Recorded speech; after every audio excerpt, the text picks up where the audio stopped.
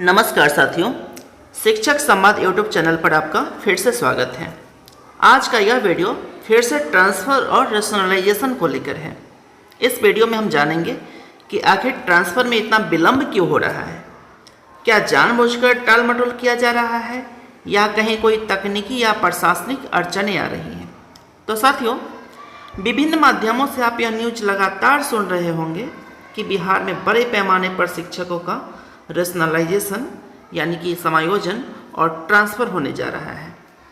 मैंने भी पिछले वीडियो में ये बताया था कि जुलाई माह के तीसरे सप्ताह यानी कि इसी सप्ताह में रैशनलाइजेशन का काम कंप्लीट कर लिया जाएगा और जुलाई के ही अंतिम सप्ताह में शिक्षकों से ट्रांसफ़र के लिए ऑनलाइन आवेदन लिया जाने लगेगा।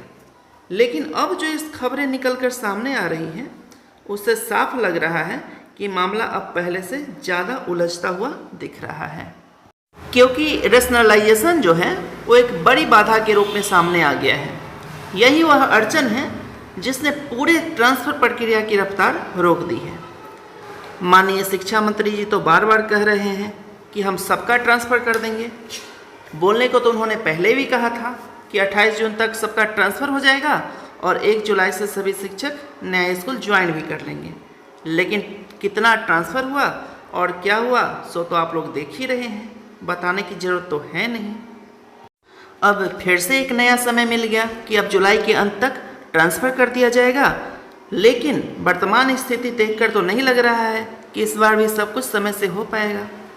एक तरफ शिक्षा मंत्री जी कह रहे हैं कि हम जल्द से जल्द शिक्षकों का ट्रांसफ़र करेंगे, तो फिर कह रहे हैं कि पहले हम रैशनलाइजेशन करेंगे।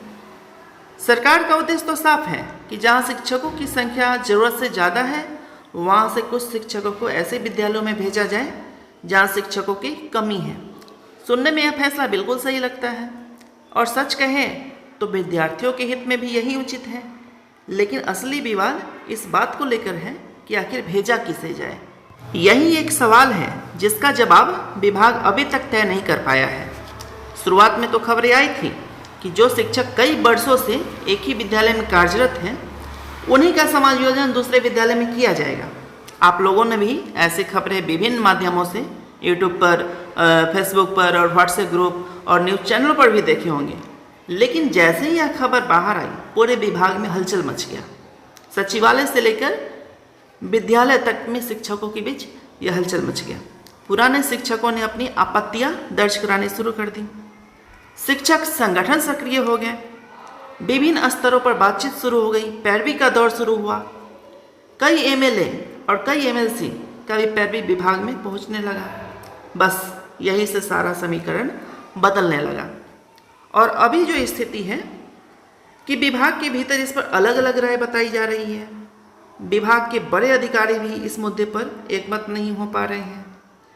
कोई चाहता है कि रैशनलाइजेशन में वर्षों से एक ही जगह कार्यरत पुराने शिक्षकों को दूसरे विद्यालय में समायोजित किया जाए, तो किसी का कहना है कि रैशनलाइजेशन में नए शिक्षकों को दूसरे विद्यालय में समायोजित किया जाए। यानी यह फैसला अब प्रशासनिक नहीं रह गया है, अब यह अलग अलग हितों का मामला बन चुका है। एक तरफ विभागीय अधिकारी इस पर लगातार मंथन कर रहे हैं, वहीं दूसरी तरफ शिक्षकों ने भी मोर्चा खोल दिया है। नए और पुराने दोनों शिक्षकों के अपने अपने तर्क हैं। आप सुनेंगे तो आपको भी दोनों का तर्क सही लगेगा। पुराने शिक्षकों की बात करें तो उनका कहना है कि उनकी नियुक्ति उस समय रिक्त पदों पर हुई थी। बाद में यदि नई नियुक्तियों के कारण किसी विद्यालय में शिक्षकों की संख्या बढ़ी तो इसका जिम्मेवार वे तो नहीं है। इसलिए उनका कहना है कि समायोजन नए शिक्षकों का होना चाहिए क्योंकि उनके कारण संख्या ज़्यादा हुआ है। वही अगर नए शिक्षकों की बात करें तो उनका कहना है कि वे अभी हाल ही में नियुक्त हुए हैं और जो शिक्षक कई वर्षों से एक ही विद्यालय में कार्यरत हैं उनका स्थान परिवर्तन होना चाहिए।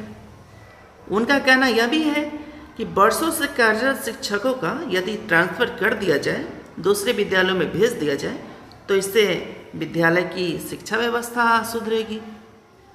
अब दोनों ही पक्ष अपने अपने तर्कों के साथ मजबूती से खड़े हैं और यही वजह है कि विभाग भी अंतिम निर्णय लेने में समय ले रहा है, क्योंकि जो भी फैसला होगा उसका असर हजारों लाखों शिक्षकों पर पड़ने जा रहा है।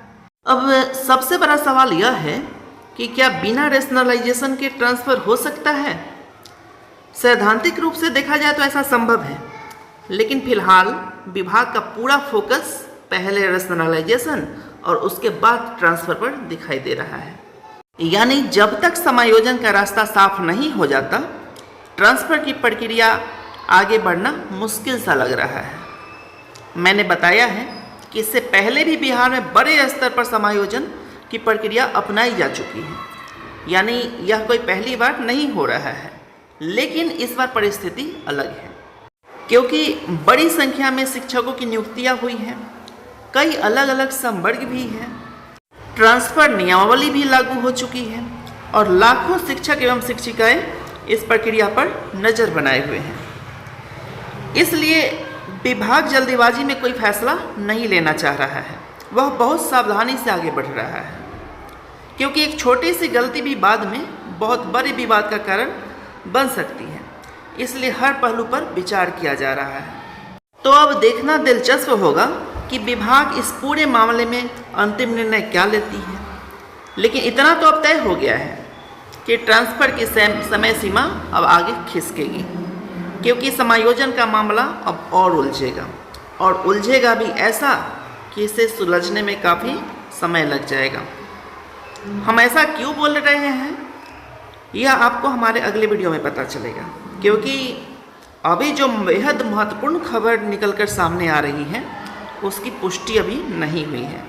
तो बिना पुष्टि के हम आपको अभी नहीं बता रहे हैं। खबर की पुष्टि होने के बाद हम आपको अगले वीडियो में बताएंगे। आप लोग इस चैनल को सब्सक्राइब कर लीजिए और बेल आइकन भी दबा दीजिए, ताकि हमारा अगला वीडियो सबसे पहले आप तक पहुंच सके। तो साथियों, आपको क्या लगता है, क्या इस बार ट्रांसफ़र की चाह रखने वाले सभी शिक्षकों का ट्रांसफ़र हो पाएगा, या इस बार भी पिछले बार की भांति कुछ शिक्षकों का ट्रांसफ़र करके औपचारिकता पूरा कर लिया जाएगा? और आपके अनुसार समायोजन में किन शिक्षकों को विद्यालय बदलना चाहिए, बताइए हमें कमेंट बॉक्स में। और यह भी बताइए कि क्या पुराने शिक्षकों का ट्रांसफ़र कर देने से विद्यालयों का शिक्षा व्यवस्था में सुधार होगा? तो साथियों, मिलते हैं अगली वीडियो में बेहद महत्वपूर्ण जानकारी के साथ।